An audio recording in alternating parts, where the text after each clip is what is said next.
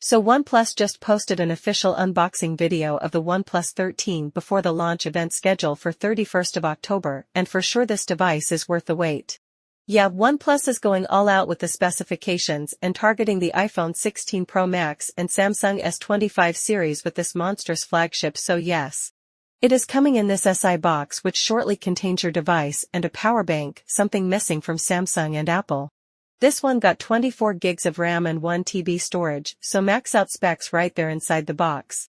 We have this gorgeous all-flat OnePlus 13 with subtle micro-curve edges. The side got volume key, spar key, and the iconic alert slider here. The white color does look stunning, got this matte finish on frosted glass. We have triple cameras and a flash inside a circular module. This with a silver line Hasselblad logo on top right corner and a OnePlus logo to the center. The mod module is not attached to the side frame, so a different design compared to the OnePlus 10, 11 and 12. The OnePlus 13 is coming with a quad curved display with no to left side top and bottom chain similar to the Xiaomi 14 Pro. It'll be using the Bo X2 panel, and that display is going to be even more brighter with better colors and with better eye protection. 6000 mAh battery thanks to all new Glacier battery technology, which is a lot thinner compared to normal batteries and can fit easily without making the device thicker. Then there's going to be an ultrasonic fingerprint scanner, which is fast, secure and works around water and dust as well. The OnePlus 13 is going to support magnetic wireless charging similar to the iPhone MagSafe. Yes, you may see some accessories from OnePlus or other third-party brands for the OnePlus 13, like a power brand wallet or even some MagSafe supporting applause